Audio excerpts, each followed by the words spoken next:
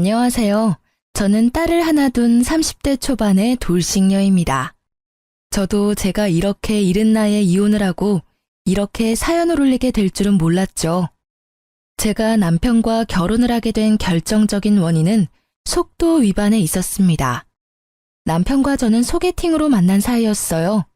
서로 말이 잘 통하고 개그 코드도 맞았기에 저희는 금방 친해졌고 사귀게 되었죠. 사실 그 당시에는 결혼까지 생각한 건 아니었어요. 그러기엔 제가 너무 어렸으니까요. 그런데 크리스마스 날에 둘 다 술을 마시고 실수를 한 거죠. 그렇게 딸아이가 생겨서 결혼을 하게 된 거였어요. 그래도 사랑하지 않는 사람은 아니었고 언젠가는 결혼을 해야 하는데 그날이 일찍 온 것뿐이라고 저를 다독이며 결혼의 앞날이 반짝이기만을 기대했어요. 그런데 시모와 만난 날에는 그 기대가 푹 꺾이더라고요. 저를 보는 시선이 쎄하더라고요. 같이 밥을 먹는 자리에서 남편이 잠깐 볼일 보러 나가자 제게 듣고 있기 힘든 말을 쏟아내더라고요. 너 같은 게 언감생신 내 아들을 넘보다니 분수를 모른다며 애가 져서 결혼하면서 네가 우리 아들 앞길 막은 거다라고 엄청난 악담을 하셨죠. 그때 이 결혼에 대해 다시 생각해봤어야 했는데 이미 생긴 아이에게 아빠 없이 자라게 하는 건 너무 가혹하다는 생각으로 참고 견뎠어요. 결국 시모의 혹독한 소리에 저는 결혼과 관련된 모든 것을 조금도 모자람 없이 해내야 했어요. 제 돈으로 혼수를 들이면서 집을 마련하는 것조차 제 돈을 보태야 했어요. 그러나 그 뒤에도 시모의 괴롭힘은 멈추질 않았어요. 그리고 저도 점점 나이가 먹어가면서 참는 게 능사가 아니라는 걸 배워가고 있었어요. 제가 저를 무시하고 매도하는 시모와 처음으로 싸운 건 결혼 3년 만의 일이었어요. 명절 전날 전을 굽기 위해 시댁으로 갔던 저는 여느 해와 다름없이 뜨거운 불 앞에 앉아 혼자 전을 굽고 있었어요. 시모는 앉아서 TV를 보고 있었고요. 남편은 그 자리에 아예 없었죠. 그런 제게 회사에서 전화가 왔더라고요. 전화를 받았더니 급하게 해결해야 할 일이 생겼다며 제게 잠깐만 회사에 나왔다 가라고 하더군요. 안 될 것 같다고 이야기했지만 사안을 들어보니 제가 관여된 일이라 어쩔 수 없이 직접 가야 하는 상황이 되었어요. 결국 저는 시모에게 죄송하다고 몇 번이나 이야기하고 회사를 다녀왔어요. 늦은 오전에 갔다가 그래도 오후 3시 이전에 시댁에 돌아왔어요. 저 나름대로 빨리 왔다고 생각하며 조심스럽게 시모에게 말을 걸었죠. 어머님, 저 왔어요. 죄송해요. 남은 건 제가 할 테니까 가서 쉬세요. 그렇지만 정작 부엌 상태를 보니 시모가 한 일은 아무것도 없었어요. 제가 일하고 있는 동안 시모는 여전히 TV를 보며 쉬고 계셨던 거죠. 그래도 일찍 와서 제가 시간 내에 다 할 수 있을 것 같아 다행이라고 생각하고 있었는데 시모가 거실 소파에 앉아 한숨을 푹푹 쉬며 이렇게 말하더라고요. 정말 못 배워먹은 애들은 어딜 가도 티가 나네. 우리 정환이가 옛날에 사귀던 애는 싹싹하고 경우가 바르던데. 인물이면 인물, 집안이면 집안, 성품이면 성품.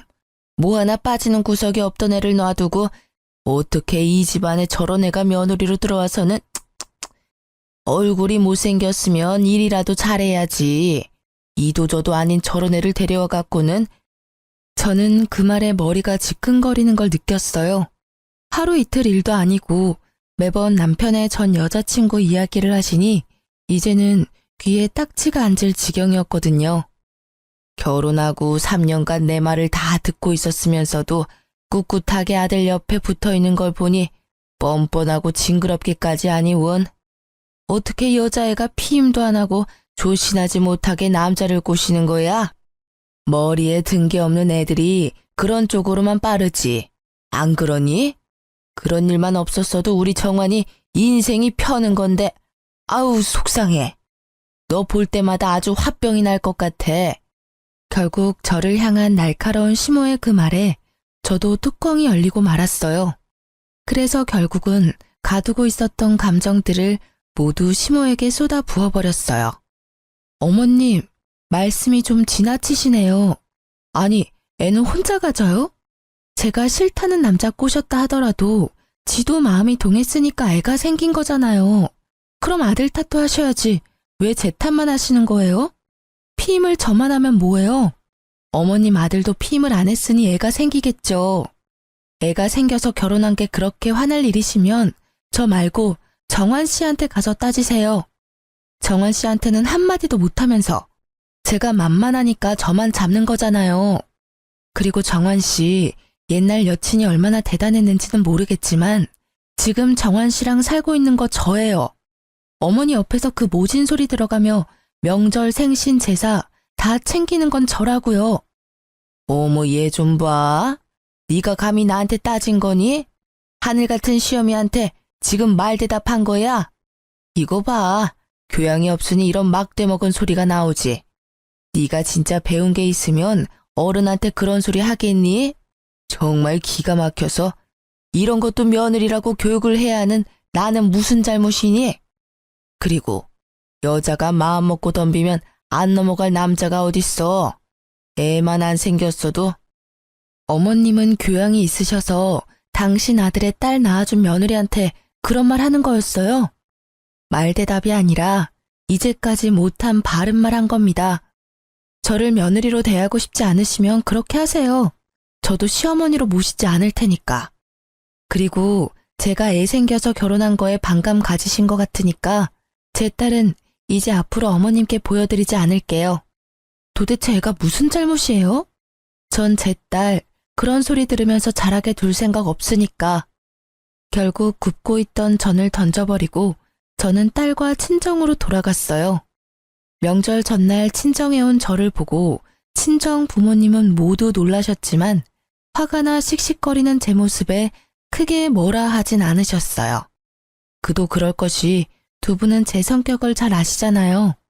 웬만하면 터지지 않는 제 분노가 터져버린 걸 보고는 분명히 무슨 일이 크게 벌어졌다고 생각하셨겠죠. 그리고 그날 저녁 남편이 전화가 왔더라고요. 받지 않으려다가 이번 기회에 시모 버릇을 고쳐야겠다고 생각했죠. 무슨 일이야? 냉정한 제 목소리에도 남편은 제 화내기에 바빴어요. 걱정은 하나도 되지 않는지 다짜고짜 화내는 남편에게 저는 약간 실망감이 들 정도였죠. 무슨 일이라니? 명절 전인데 당신이 여기 없는 게 무슨 일인 거지? 명절 준비 안 해? 이렇게 다 팽개치고 뭐 하는 짓이야? 아, 어머님이 당신한테 이야기 안 하셨나 보네. 그러니 당신이 나한테 화를 내지. 무슨 일 있었는지 못 들었어? 내가 명절 전날 친정에 오게 만들 만큼 충격적인 말을 하셨는데 당신한테는 알리고 싶지 않으셨나 봐? 엄마가? 별말 없으시던데. 아, 너 또 잔소리 들었다고 지금 친정 가 있는 거야? 매번 듣는 이야기 때문에 지금 시위하는 거지? 네가 어린애야? 생각을 좀 해봐. 엄마 잔소리가 하루 이틀 일도 아닌데 왜 새삼스럽게 굴어? 잔소리라면 잔소리지. 당신 옛날 여자친구 이야기 꺼내면서 나를 피임도 안 하고 남자 꼬셔서 애 낳은 꽃뱀으로 만들던데 그 잔소리 맨날 하시는 데다가 오늘은 여전히 당신 옆에 붙어있는 내가 징그럽다고 하셨어. 당신 생각은 어때? 이래도 그냥 잔소리야? 이거 거의 인격 모독의 언어 폭력 수준이야. 나 당신을 가져서 결혼했지만 그랬기 때문에 시어머니한테 잘 보이려고 애 많이 썼어. 그런데 여전히 어머니는 나를 며느리로 안 봐주잖아. 그리고 당신 태도도 그래. 와이프가 그런 소리 들으면 좀 막아줘야 하는 거 아니야? 매번 멀뚱멀뚱 남의 이야기 하는 것처럼 아무 말 없이. 그것도 진짜 짜증나는 일인 거 알아? 제 말에 남편도 놀랐는지 잠시 폰 너머로 말이 없더군요. 이제껏 시모가 저를 탓하고 무시해도 참아온 건 저였어요. 남편은 마치 아무런 말도 듣지 않은 것처럼 행동했고요. 이야기를 하다 보니 그런 남편에게 화가 치밀더라고요. 남편은 제 분노에 잠시 머뭇거리나 싶더니 곧 크게 한숨을 푹 내쉬고는 애 어르듯이 말했어요. 당신이 참고 넘기면 될 일이잖아. 늙은 모친이 옛날 생각나서 그런 말 하는 거 그냥 넘기던지 한 귀로 흘리던지 하면 될 일이지. 다짜고짜 정 굽다가 날라버리면 뒷수습은 누가 해? 어차피 지금 나는 당신이랑 살고 있잖아. 그럼 상황 끝난 거지. 엄마가 뭐라건 크게 신경 쓰지 말라고. 나도 엄마 잔소리가 별거 아니라고 생각해서 별다른 조치를 취하지 않은 것뿐이야. 엄마가 아무리 그래봐야 우리는 부부잖아. 안 그래? 그걸 어떻게 한 귀로 듣고 흘려. 우리 둘이 이혼하라고 등 떠밀고 계시는데. 이번에 어머님 그 발언은 진짜 선을 넘었다고 생각하거든? 그런 말들은 우리 딸을 욕보이기도 하는 거야. 이참에 내가 말하는데 나 앞으로는 시댁 행사에 참여 안 할 거야. 시댁에서 부르면 자기만 다녀와. 나는 어머님이 나한테 사과하기 전에는 시댁 안 갈 거니까 그렇게 알고 있어. 그게 말이 되는 소리야? 당신 화 좀 풀고 생각을 좀 해봐. 며느리가 시댁에 안 가면 어떡하냐? 우리 집에 식구가 많은 것도 아니고 어머니랑 나 둘뿐이잖아. 늙은 노친의 비위 하나 맞추는 게 그렇게 어려운 일이야? 이제까지 잘해왔잖아. 그럼 앞으로도 그렇게 지내면 되는데 왜 분란을 일으켜? 그래, 비위. 노친네 비위 맞추는 거 어렵지 않지. 그런데 어쩌지? 기분이 더러워서 정말 미쳐버릴 것 같거든. 그리고 정신이 막 오염될 것 같거든. 그러니까 절대로 안 가. 어머님은 나한테 절대 사과 안 하실 테니까 영원히 그 집에는 못 갈지도 모르지. 그러니까 이제까지 어머니랑 내 사이 외면했던 당신이 중간에서 열심히 힘 좀 써. 결국 남편은 제 분노를 이기지 못했죠. 평소 조용하던 사람이 화내면 무섭다는 이야기가 진짜인 건지 화를 내는 제 모습에 놀란 듯 그 뒤로는 시댁 행사에 절 부르지 않았어요. 저는 그렇게 시댁에 가지 않게 됐고 행사가 있을 때나 명절에는 남편만 보냈어요. 시모가 분명히 남편에게 제 욕을 하고 있을 테지만 직접 듣는 것도 아닌데 상관없잖아요. 이렇게라도 시모 얼굴을 보지 않으니 속은 편하더라고요. 그렇게 제 결혼 생활은 잘 유지되는 것 같았어요. 물론 시모와의 트러블이 있었지만 고통받으며 사는 것보다는 훨씬 좋았거든요.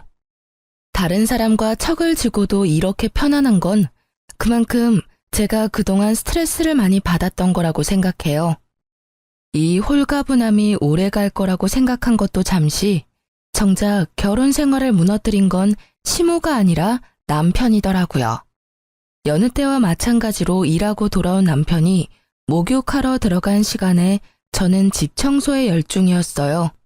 그리고 마지막으로 청소하려고 들어간 드레스룸 정중앙에 검은색의 작은 카드 지갑이 떨어져 있는 걸 발견했죠. 그걸 주워들었는데 약간 이상하더라고요.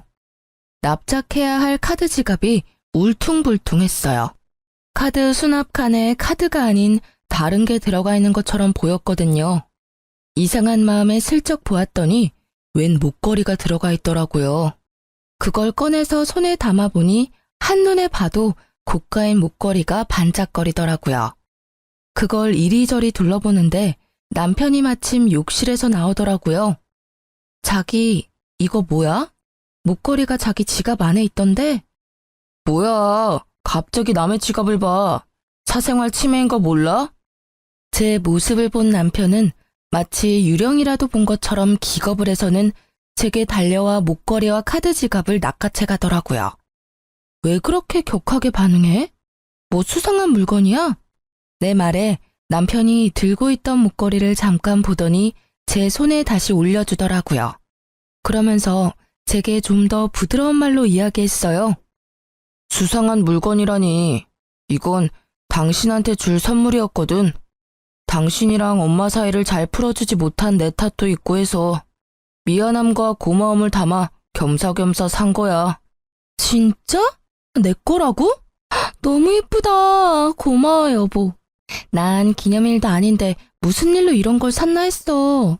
자기도 이제야 내가 얼마나 힘들었는지 알았나 보네. 봐, 시댁에 혼자 다니니까 힘들지? 정말 비싸 보인다. 얼마 정도였어? 그리고 보증서는 없어? 많이 비싼 건 아니야.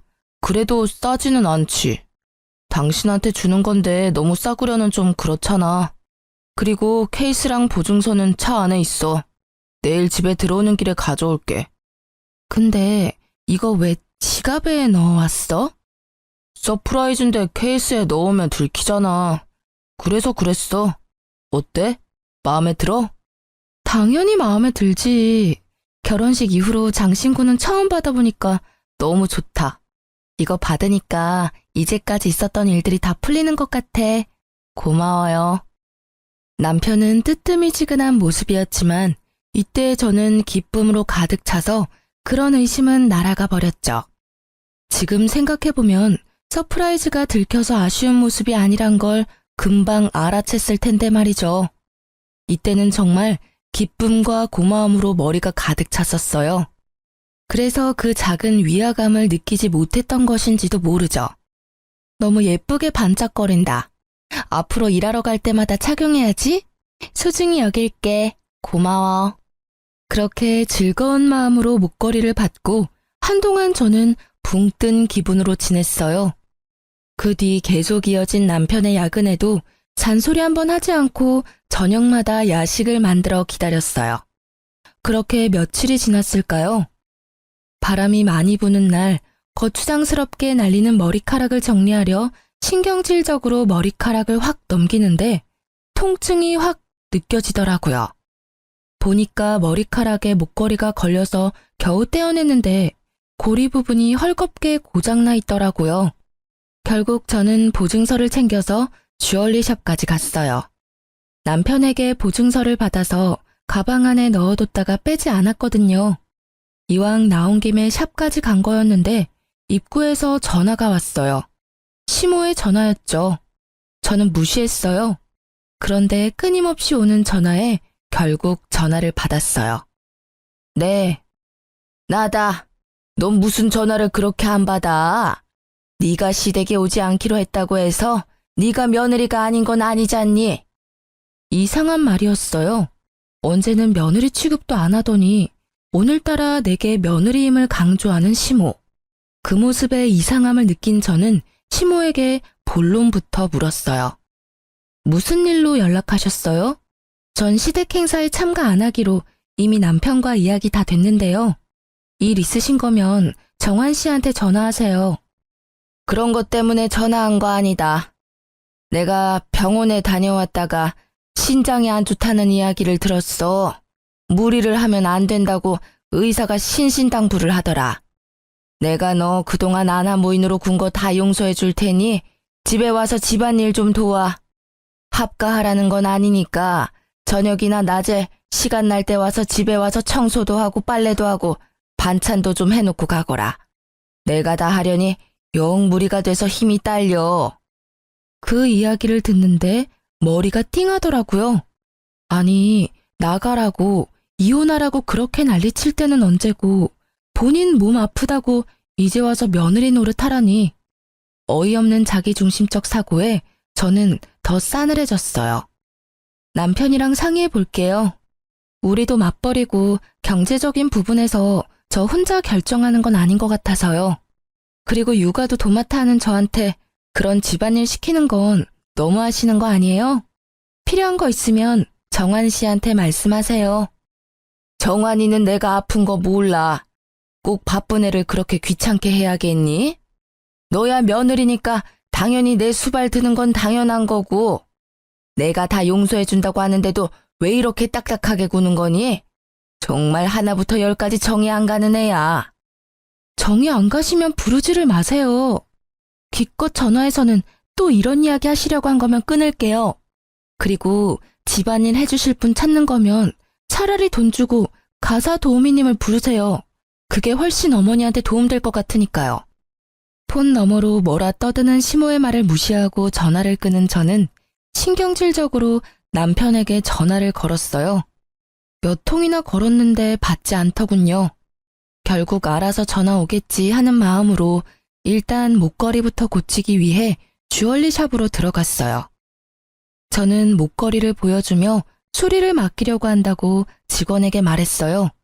그런데 갑자기 그 직원이 목걸이를 유심히 보더니 나를 불손한 눈빛으로 바라보기 시작하더라고요. 죄송하지만 고객님, 이 목걸이 직접 사신 거 아니시죠? 이거 어디서 가져오신 거예요? 본인 물건 아니지 않아요? 네? 그게 무슨 말이에요? 그건 제가 남편에게 받은 제 목걸이예요. 보증서도 있는데 보여드릴까요? 거짓말하시면 문제가 더 커지세요. 똑바로 말씀해 주세요. 이거 본인 거 아니시죠?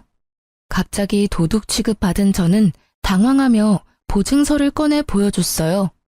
보증서를 보던 직원은 눈에 띄게 당황하더라고요. 보증서 때문이 아니라 제가 말한 남편이라는 말을 듣고서요. 진짜가 맞는지 확인해 보세요. 이걸 사러 왔단 사람 얼굴도 보여드릴 수 있어요. 그럼 누가 산 건지 확인이 되겠죠? 여차하면 남편 불러와도 상관없고요. 직접 사왔다고 했으니 CCTV도 있을 거고. 제 말에 직원의 얼굴이 갑자기 사색이 되더라고요. 처음엔 그 모습이 저를 도둑으로 몰아서 그런 거라고 생각했어요. 죄송해요. 제가 착각했나 봐요. 그런데 그런 것 치고는 처음에 직원이 너무 과하게 아는 척한 게 신경이 쓰이더라고요. 아니요, 착각한 거 아닌 것 같은데. 분명히 목걸이 보더니 바로 저한테 제 거 아니라고 하셨어요. 이 물건이 여러 개 팔렸을 텐데 어째서 저한테 콕 집어 그런 말 하셨어요? 대답 여하에 따라 여기 본사의 직원분 행동에 대해 불만 제기할 거예요. 거의 협박이나 다름없는 제 말에 직원은 울상을 지으며 자기가 알고 있는 걸 실토했죠. 죄송해요. 사실은 그 목걸이 뒤에 작게 이니셜이 되어 있는데 제 친구가 선물 받았을 때 새긴 거랑 똑같아서. 저는 쎄한 마음에 목걸이 뒤쪽을 살펴봤어요. 그랬더니 아주 작게 이니셜이 되어 있더라고요. 그런데 제 남편 이름, 제 이름의 이니셜이 아니었어요. 거기 새겨진 날짜도 저의 기념일이 아니었고요. 그런데 그 이니셜을 보니 딱 하나 기억이 나더라고요. 그 이니셜과 똑같은 이니셜을 가진 남편의 전 여친이. 저는 황급히 폰을 꺼내 남편 사진을 보여주며 말했어요. 이 목걸이 산 사람이 이 남자가 맞나요?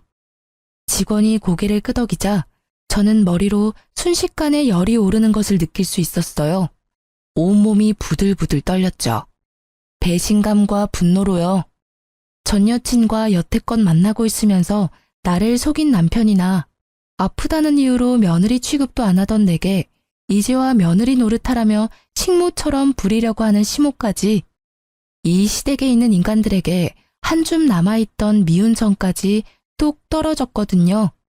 그 자리에 있는 직원들이 불쌍한 사람처럼 나를 보는데 어찌나 부끄럽던지.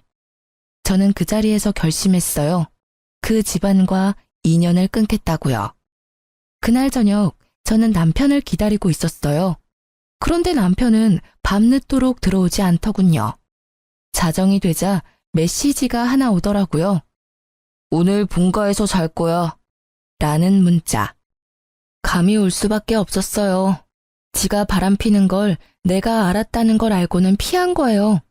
그 직원이 상간녀의 친구였으니 바로 이야기해줬겠죠.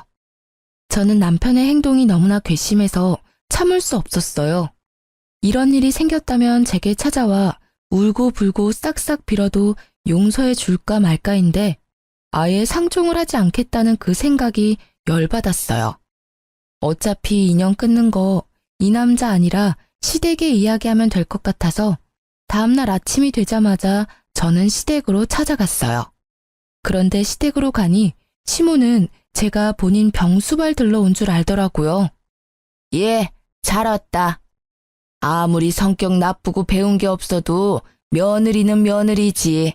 시모가 아프다는데 이렇게 달려와야 하는 게 당연한 거 아니니? 죄송한데 그건 거절해야겠어요. 혹시 어머님도 알고 계셨나요? 그이가 바람 피우고 있는 거. 뭐? 그게 갑자기 무슨 소리니? 걔가 바람을 피워? 에이, 설마.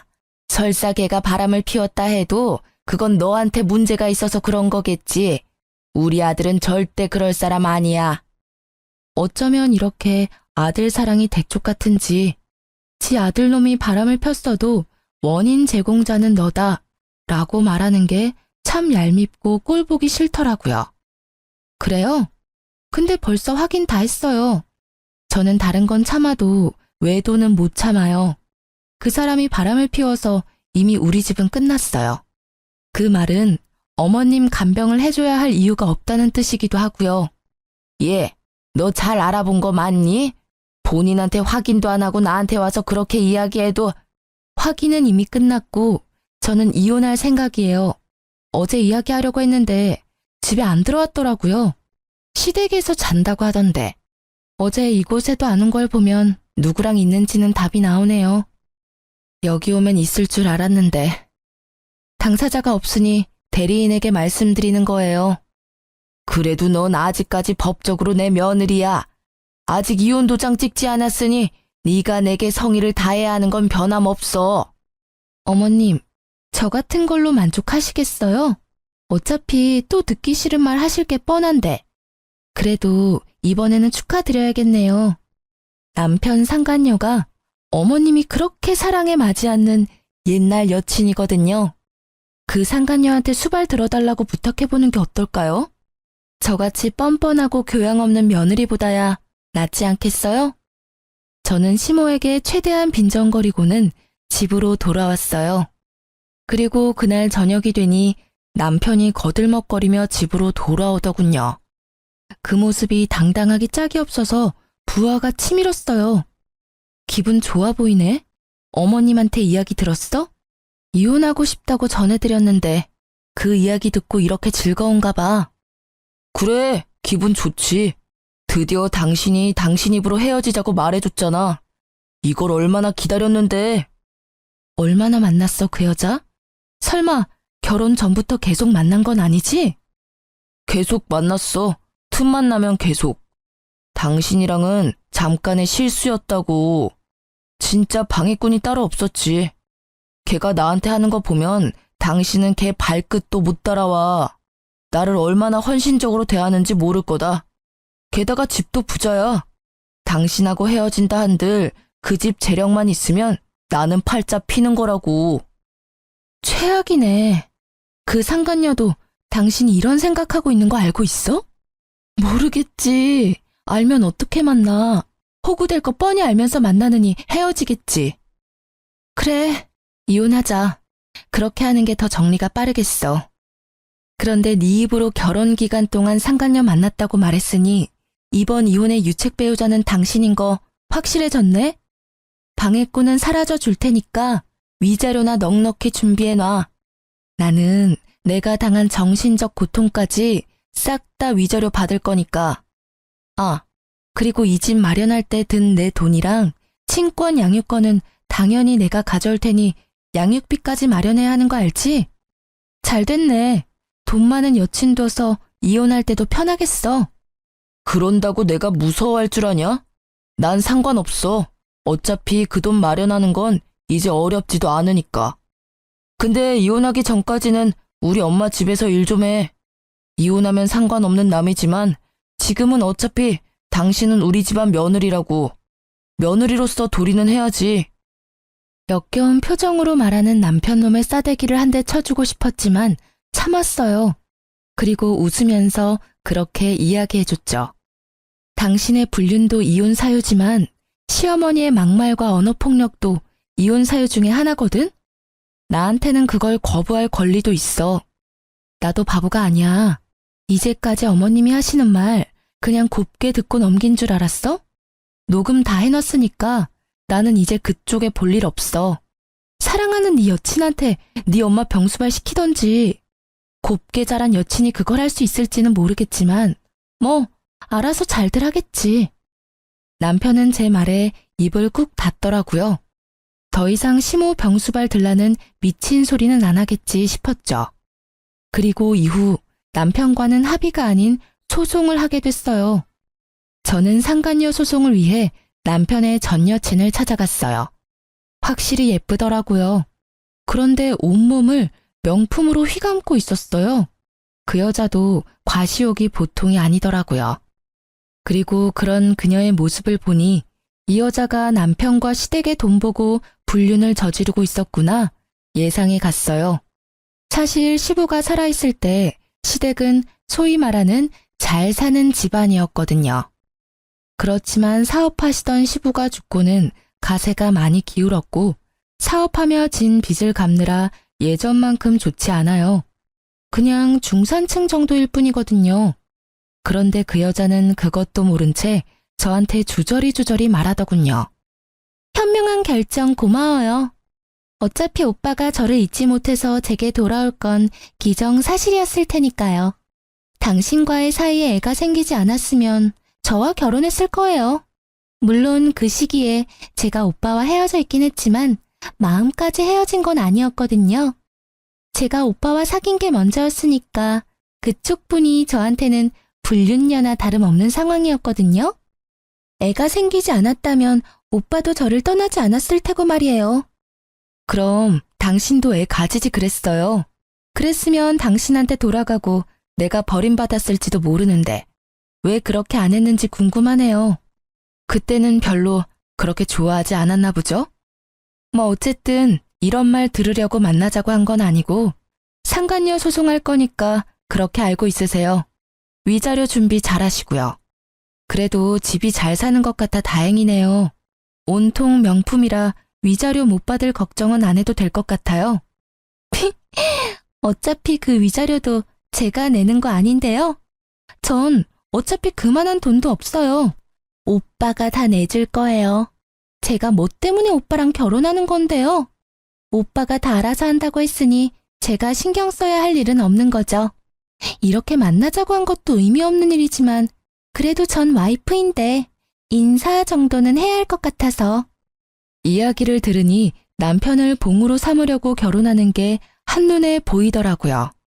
그 오빠는 당신한테서 돈 뜯어내서 위자료 주려고 생각하고 있는데 이 말을 꺼내지 않으려고 얼마나 참았는지 모르죠? 제 발로 죽을 자리 찾아가는 상간녀를 제가 말릴 필요가 있나요? 그냥 제 꾀에 제가 넘어가는 걸 감상하는 게 더 재밌잖아요. 그래서 저는 한껏 웃어줬어요. 상간녀는 제가 괜히 허세 부린다고 생각한 건지 코웃음을 치며 저를 비웃더라고요. 그 모습이 어찌나 가소로운지 하마터면 다 말해줄 뻔했어요. 그치만 그러면 이 여자한테 복수할 수 없을 테니 시댁 상황에 대해서는 함구했어요. 결국 이혼하면서 저는 전 남편에게 위자료를 왕창 뜯어오게 됐어요. 결정이 났거든요. 위자료 결정되자마자 두 사람은 냉큼 혼인신고부터 올렸더라고요. 우습게도 서로의 경제적인 상황도 모르면서 빨리 혼인해서 법적으로 맺어져야 상대방이 자신의 위자료를 내줄 거라고 생각했던 것 같더라고요. 서로가 빈털터리인 줄도 모르고서는 한두 달 동안 카톡 프로필에 달달함 가득에 매일매일 새로운 프로필이 올라오더니 그 뒤부터는 아예 프로필이 각자 독사진으로 바뀌더라고요. 이때쯤 되니 두 사람 관계가 그리 순탄치는 않구나 하는 예감이 들었어요. 그리고 그 예감의 쐐기를 박는 게 전 시모의 연락 때문이었어요. 몇 번을 전화해서 한 번만 만나자고 사정을 하길래 한 번 만나주겠다고 하고 집 근처로 불렀죠. 또 무슨 어이없는 말을 하려나 하고 기다리던 그때 전 시모는 제 손을 부여잡고는 간절하게 말하더라고요. 예, 며느라가 너 우리 아들이랑 제발 다시 합치면 안 되겠니? 재결합 한번 신중히 생각해봐, 응? 갑자기 이러시는 이유를 모르겠네요. 저희 이미 헤어졌고 더 이상 감정조차 없어요. 게다가 그런 말을 하실 거면 어머님이 아니라 그 사람이 직접 와야죠. 그 고얀 년이 글쎄 나랑 같이 못 산다고 하지 않니? 명절 제사 때도 안 오고 결혼하고 나서 아무것도 안 하겠다고 땅 못 박더라. 어떻게 사람이 그래? 내가 지를 얼마나 잘 챙겨주고 딸같이 대했는데 아픈 시모 모시라는 게 그렇게 힘든 일이니? 그러면서 그 당돌한 게 뭐라는 줄 아니? 나를 모시고 살 거였으면 우리 아들이랑 애초에 결혼 안 했을 거라고 하더라. 결혼하고 며칠 지나지 않아서 그런 말을 하더라고. 아, 그러셨어요? 그치만 어머님이 그 상간녀를 무척 좋아하셨으니까 다 이해하시고 넘어가셔야죠. 저한테도 누누이 말씀하셨잖아요. 그 상간녀가 얼마나 싹싹하고 야무진지. 그리고 그걸 저한테 와서 호소할 일은 아니지 않나요? 아드님한테 가서 말씀하세요. 아들? 그놈도 매 한 가지야. 내가 몇 번 집에 일하러 오라고 했다고 아들한테 일러 바쳤는지 화가 나서 나한테 전화해서는 엄마네 집에 안 오겠다고 소리치고 끊더라고. 여자 치마폭에서 놀아나는 못난 놈 같으니. 그러면서 그 뒤로는 아예 연락도 없고 찾아오지도 않아. 그것만 하면 다행이게. 얼마 전에 아들놈이 혼자 집에 짐을 싸들고 왔길래 왜 왔냐고 물었더니 그 도둑년이 도망갔다고 하더라고. 그러면서 대출받아서 산 집도 그년이 팔아먹어서 결국에는 빚만 남았다고.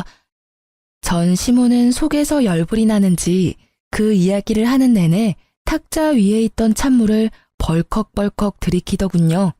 그 이야기를 듣는 저는 그냥 웃겼어요. 저랑 헤어지고 잘 살 거라며 떵떵거리던 남편이 어떤 꼴로 지내는지 알게 되니 너무 유쾌하더라고요. 웃긴 건 시모와 전 남편도 그 상간녀를 봉으로 생각했는데 상간녀가 먼저 그걸 캐치하고 초스피드로 배신을 했다는 점이었죠. 그렇게 중내만에 할 때는 언제고 돈 하나에 이렇게 1년도 안 돼서 찢어지는 부부라니. 시모가 계속 끈질기게 저와 전 남편의 재결합을 요구하자 제가 시모에게 딱 잘라 말해줬어요. 상간녀가 좋다고 할 때는 언제고 이제 와서 이러세요? 그런 말씀하실 거면 여기서 헤어지는 게 좋겠네요. 저는 아직도 어머님이 저한테 하신 인격모독 같은 말들을 다 기억하고 있기 때문에 지금 이렇게 얼굴 보는 것도 사실은 힘들거든요. 그러니까 저는 이만 가볼게요. 그럼. 아이고, 얘야, 나 좀 봐라, 어? 늙은 시모가 배지도 않아? 결국 길거리에서 난리치는 모습에 한숨을 푹 쉬며 전 남편에게 전화했어요. 예상과는 달리 한 번에 전화를 받는 남편 놈에게 말했어요. 당신 어머니 우리 집 근처에 계시거든? 와서 모시고 가. 안 데리고 가면 나 경찰에 신고할 거야. 결국 전 남편이 시모를 모시러 왔더군요. 크게 변한 건 없지만 초췌한 모습이더라고요. 꼴 좋다 싶더라고요. 나랑 헤어지자고 큰 소리 뻥뻥 칠 때는 그렇게 좋아 죽더니 곧 죽어갈 것 같은 모습을 보니 오히려 웃겼어요. 저기, 엄마는 내가 데려갈게. 그리고 당신 아직도 혼자면 우리 다시 시작해볼 생각은 없어? 뭐? 이제 와서 무슨 소리야? 우리 이미 다 끝났어. 아니 왜 나한테 이러는 건데? 이해가 안 가. 그 상간녀랑 잘 살겠다며 나한테는 이혼해줘서 고맙다더니 왜 이제 와서 후회야? 나도 잘 살 줄 알았지. 그런데 우리가 살던 집이 당신이랑 내가 돈을 반씩 부담해서 산 거라 재산 분할할 때 돌려줘야 한다고 하니까 그 뒤부터 사람이 바뀌더라고. 며칠간 분주하게 여기저기 돌아다니는 것 같더니 결국 그 며칠 뒤에 도망갔고, 알고 보니까 그 집도 완전 빈털털이더라고. 어릴 때 사귈 때는 돈 많은 집이라고 알고 있었는데 다 날 속인 거였어. 진짜로 미안해. 나 진짜 속아서 이혼하고 속아서 재혼한 거야. 참 잘하는 짓이다. 마누라 버릴 때는 그런 거 눈에 안 들어오지? 나는 혼인 기간 중에 나 속이고 다른 여자랑 놀아난 남자하고는 재결합할 생각 추호도 없어. 그리고 이미 애가 생겨서 결혼한 며느리한테 내가 아니라 다른 여자를 며느리 삼고 싶다고 말하던 저 미친 아줌마랑 같이 살 생각은 더더욱 없고. 그러니까 다른 데 가서 알아봐. 그리고 아무리 힘들어도 위자료는 꼭 줘. 내가 쓰는 거 아니고 내 딸이 쓸 거니까. 저는 불쌍한 말만 늘어놓으며 동정표를 사려는 두 사람을 남겨두고 집으로 돌아왔어요. 그리고 얼마 뒤 상간녀에게서 연락이 왔더라고요. 만나자고 하길래 저번에 시모와 만났던 카페로 오라고 했죠. 상간녀는 조심스럽게 주변을 살펴보며 들어오더니 제 앞에 앉아서는 다짜고짜 저에게 따지기 시작하더라고요. 당신 어떻게 그 집에 돈 한 푼 없는 걸 나한테 숨길 수 있어? 완전 빈털터리 집안이던데. 설마 나 엿먹으라고 말 안 했어? 엿먹으라고 말 안 한 거 맞고, 그리고 그런 건 당신이 먼저 알아봤어야 하는 거 아니야? 유부남 꼬셔서 재혼할 생각으로 가득 차 있었으면서 그런 건 왜 못 알아봤대?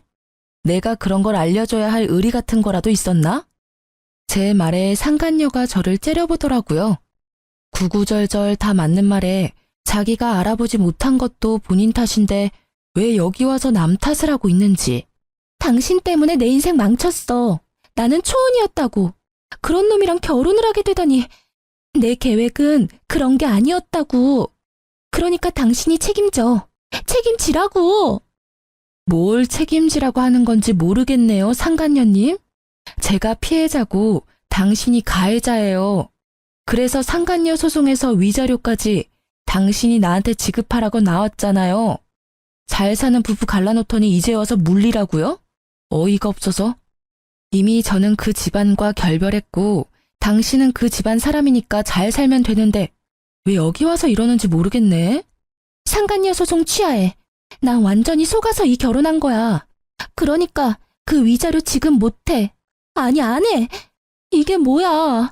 상간녀 소송비도 다 대줄 것처럼 하더니 정작 까보니 아무것도 모아둔 것도 없고 그 집마저 돈 안 내면 팔아야 될 상황이고 거기에 매달 양육비까지. 그런 거지 주제에 나한테 결혼하자고 혼인신고서를 가져와? 나쁜 새끼. 당신도 똑같이 나쁜 년이야. 그러니까 빨리 상간녀 소송 취하해. 다시 한번 나한테 그거 취하하라느니 내 탓이라느니 나를 비방하면 당신 시댁한테 당신 잡아가라고 전화할 거예요. 지금 그 사람들 피해서 도망 다니고 있다던데.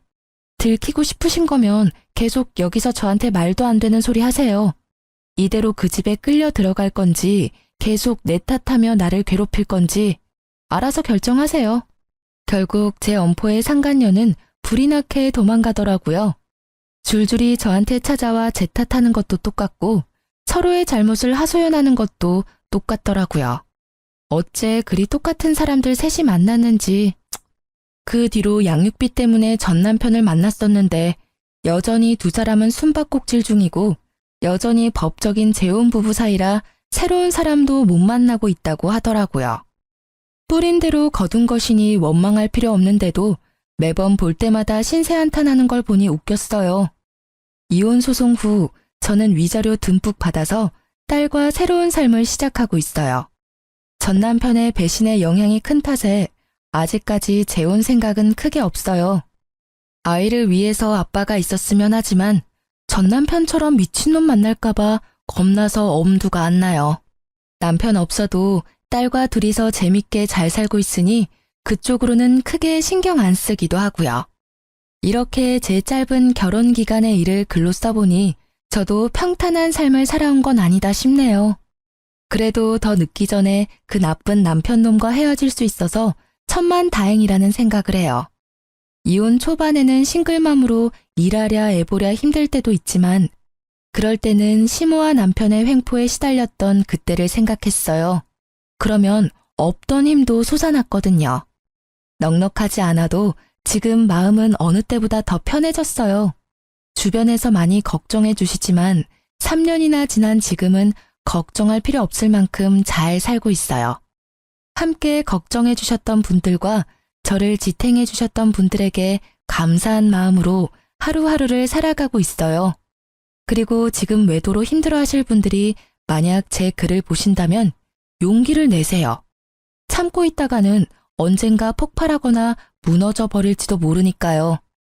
제 사연이 저와 비슷한 일을 겪는 분들에게 작게나마 좋은 위로가 되었으면 좋겠어요. 들어주셔서 감사합니다.